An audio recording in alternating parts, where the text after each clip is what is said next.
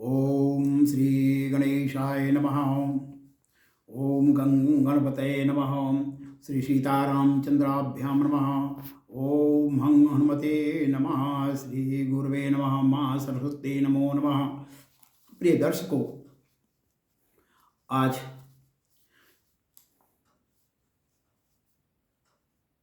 सबको नमन करते हुए, प्रणाम करते हुए, साधुवाद देते हुए यह कामना रखता हूँ कि अभी आप लोग ये जो मैं आज जो वीडियो शुरू करना चाहता हूँ, इसके लिए जो मैं कहूँगा उसमें आपकी रुचि होगी और आप इसको ध्यान से सुनेंगे, पढ़ेंगे और मुझे प्रोत्साहित करने के लिए अपनी सूचना भी भेजेंगे। आज मैंने द्विज शब्द की व्याख्या से संबंधित कुछ बातें यहाँ लिखी है। द्विज का अर्थ होता है दूसरा जन्म। एक बार माँ के गर्भ से अंडे के रूप में पैदा होता है, फिर दूसरा अंडे से, इसको द्विज कहते हैं। और द्विज शब्द ब्राह्मण क्षत्रिय वैश्य के लिए प्रयुक्त होता है। जब यज्ञोपवीत संस्कार हो जाता है तो उस समय इसको द्विज की संज्ञा दी जाती है। इस प्रकार से मैं इसी पर व्याख्या करूंगा, आप लोग सुनिए। जन्मतः जायतो शूद्राः संस्कारात् द्विजोपवेत। जन्म से सभी शूद्र होते हैं, शूद्रवत होते हैं, लेकिन जब उनके संस्कार हो जाते हैं तो उनको द्विज का पद मिल जाता है। इसी पर मैंने लिखा है, जातक शूद्र रूप में आता संस्कार से द्विज कहलाता। द्विज के हित यज्ञोपवीत है, द्विज का ही यह परम मीत है। यज्ञोपवीत, ये जो हम जनेऊ पहनते हैं, ये इसको यज्ञोपवीत कहा जाता है। तो संस्कार तो 16 होते, 16 संस्कार कहे गए हैं शास्त्रों में, लेकिन यहाँ पर मैंने 5 संस्कारों का वर्णन किया है, जिसको आप लोग सुनिए। संस्कार तो 16 होते, 5 यहाँ बतलाऊं। यही 5 द्विज का हित करते, 5ओं से सुख पाऊं। चूड़ा कर्ण कर्ण वेद यज्ञोपवीत ये 3, वेदारंभ वेद पठन समावर्तनी चीन। समावर्तनी यानी समावर्तन उसे कहते हैं जब हम गृहस्थ में प्रविष्ट होते हैं वेदाध्ययन करने के बाद, तो वो समावर्तन कहा जाता है। वेद सनातनी यज्ञोपवीत को वैदिक झंडा कहते। सनातनी यज्ञोपवीत को वैदिक झंडा कहते। जिमि राष्ट्रीय तिरंगे में हम आन बान सब लखते। जिमि राष्ट्रीय तिरंगे में हम आन बान सब लखते। नहीं सहे अपमान कभी हम इसका भारतवासी। अपने राष्ट्रीय झंडे का नहीं सहे अपमान कभी हम इसका भारतवासी। उसी तरह ये वैदिक झंडा द्विज की करे सुपासी। उसी तरह ये यज्ञोपवीत, वैदिक झंडा माने यज्ञोपवीत। उसी तरह ये वैदिक झंडा द्विज की करे सुपासी। अब कैसे सुपासी करता है, आगे सुनिए। आयु तेज बल तीनों बढ़ते। आयु तेज बल तीनों बढ़ते, तीनों द्विज हितकारी। अतः सभी द्विज कर लो इससे अति ही प्यारी यारी। अतः सभी द्विज कर लो इससे अति ही प्यारी यारी। कभी न त्यागो तन से अपने, आयु तेज बल घटते।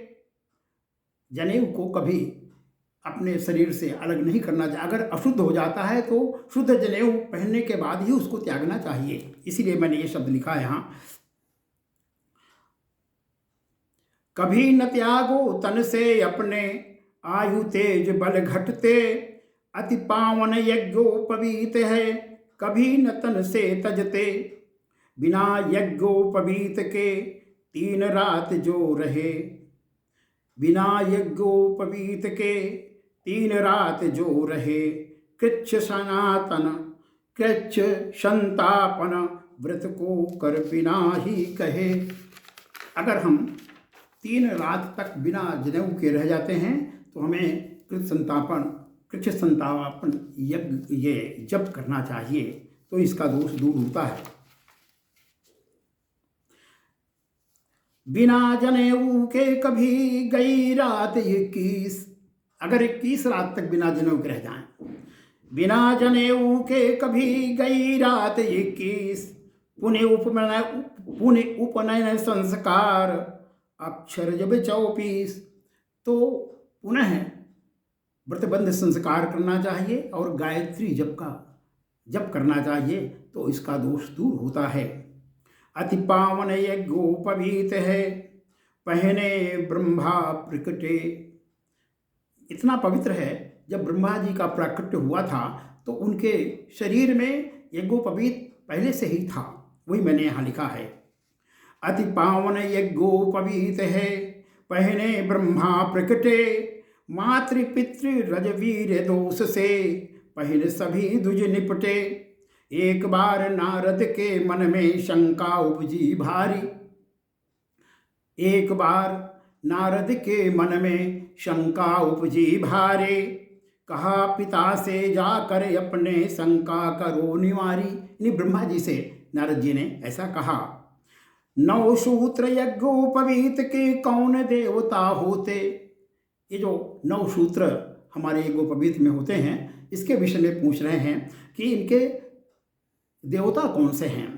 9 सूत्र यज्ञोपवीत के कौन देवता होते, कृपा पूर्वक कहो जगत हित, लक्षण जिसके जेते। कहा पितामह नारद से तब, सुन बेटा बतलाऊं। कहा पितामह नारद से तब, सुन बेटा बतलाऊं। यज्ञोपवीत के 9 धागे, सबके देव सुनाऊं। यज्ञोपवीत के 9 धागे जो सबके देव सुनाऊं।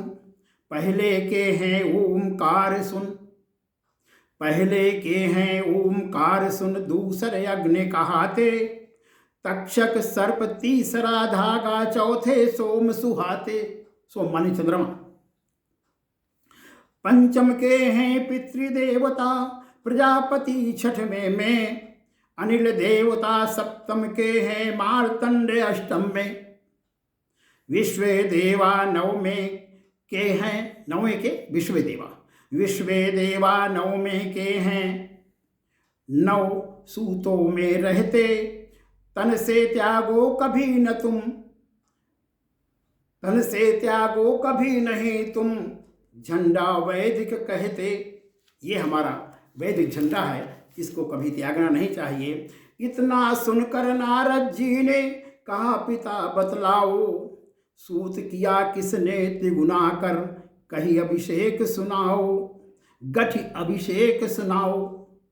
यानी इसकी व्याख्या मैं इस प्रकार बता देता हूँ।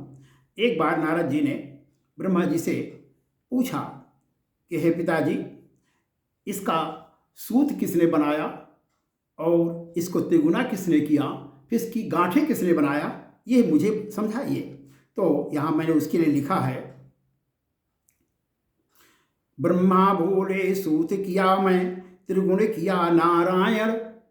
ब्रह्मा बोले सूत किया मैं, त्रिगुण किया नारायण। ग्रंथि बांध दी भोले बाबा, गायत्री सिंचायन। और गायत्री मंत्र से इसका अभिषेक किया गया है। नहीं जानता ये लक्षण जो, निष्फल भार उठाए। इस बात को जो नहीं जानता है, जनेऊ पहनने से उसको कोई लाभ नहीं है, उसको वो बेकार भार के सरीखे उसको धारण किए है। इसलिए मैंने इसको यहाँ बताया है, आप सुनिए। नहीं जानता यह लक्षण जो निष्फल भार उठाए, जो इसको हृदयंगम करता बुद्धिमान कहलाए। तीन लड़ी तीन गांठ त्रिप्रवर, ये प्रवर जो हैं ये अपने पूर्वजों के, उन पूर्वजों के नाम हैं जिनका, जो हमारे प्रवर हैं, जैसे वशिष्ठ, शक्ति, पाराशर, इसी प्रकार से और ऋषियों के प्रवर होते हैं। तो जिनके 3 प्रवर हैं, किसी के 5 प्रवर होते हैं, तो अपने 5 पुस्तों के नाम लेते हैं क्रमशः। तो वही मैंने यहाँ लिखा है, एक उदाहरण के तौर पर हमने आपसे समझा दिया। तीन लड़ी तीन गांठ त्रिप्रवर और 96 चौगा। इस हमारे यज्ञोपवीत में, जनेऊ में 96 चौगे का प्रमाण बताया गया है, वही मैंने इस व्याख्या आगे लिखा। तीन लड़ी तीन गांठ त्रिप्रवर और 96 चौगा, इनको सुनो सुनाऊं वैसे जिमि तू तोषित होगा। तीन लड़ी यज्ञोपवीत की ऋण जो तीनों हो लखते, तीन लड़ी यज्ञोपवीत की ऋण जो तीनों लखते, देव पितृ ऋषि ऋण तीनों ही एक साथ सब चुकते। 3 ऋण कहे गए हैं, देव ऋण, पितृऋण और ऋषि ऋण। इन तीनों ऋणों को जब हम यज्ञोपवीत धारण करते हैं तो अपने आप समाप्त हो जाते हैं। वही यहाँ पर मैंने लिखा है। तीन लड़ी यज्ञोपवीत की ऋण जो तीनों लखते, देव पितृ ऋषि ऋण तीनों ही एक साथ सब चुकते। तीन गांठ का जो विधान है, अब यहाँ पर ऊपर 3 गांठ का विधान बताया, उसकी व्याख्या यहाँ है। तीन गांठ का जो विधान है अब सुन मैं तुझे सुनाता, सत रज तम इन 3 गुणों पर विजय सदा करवाता। 3 प्रवर का तात्पर्य है गोत्र पुस्त को लेकर, गोत्र बाद 3 पुस्त, जो उस गोत्र के आगे जो 3 पुस्तें हैं गोत्र सहित, उसकी व्याख्या बता रहा हूं। गोत्र बाद 3 पुस्त जो उनके नाम बताकर, 3 प्रवर का तात्पर्य है गोत्र पुस्त को लेकर, गोत्र बाद 3 पुस्त जो उनके नाम बताकर। अब यहाँ पर मैंने उदाहरण दिया है, कुछ गोत्र ऐसे होते हैं जैसे वत्स गोत्र है, सांडिल्य गोत्र है, इनके 5 प्रवर होते हैं। तो उन 5 प्रवरों में उनके 5 गोत्रों का नाम, 5 पुस्तों का नाम इसमें दर्शाना चाहिए। 5 गांठें लगाई जाती हैं उसमें यज्ञोपवीत, जो धारण करते हैं, धारण करने वाले जो होते हैं उनमें यज्ञोपवीत में 5 गांठें लगाई जाती हैं।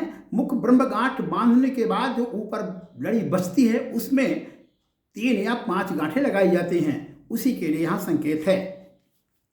तो इस प्रकार से मैंने लिखा है, वत्स आदि शांडिल्य में प्रवर 5 कहलाते, उन गोत्रों की 5 पुस्त उनको याद दिलाते। इस प्रकार से ये आज मैंने इतना लिख करके आप लोगों को ये बताया। इसके आगे और लिखूंगा जब आप अपनी राय मुझे देंगे। अगर आप लोगों को अच्छा लगे तो इस संबंध में फिर मैं आगे बताऊंगा, आगे लिखूंगा। आप लोग इसको सब्सक्राइब करिए, लाइक करिए, मेरे उत्साह को बढ़ाइए, तो मैं फिर आगे बढ़ूंगा। यहीं से मैं अपना वक्तव्य आज का समाप्त करता हूँ। जय श्री राम, जय हिंद। सबको शुभकामनाएं।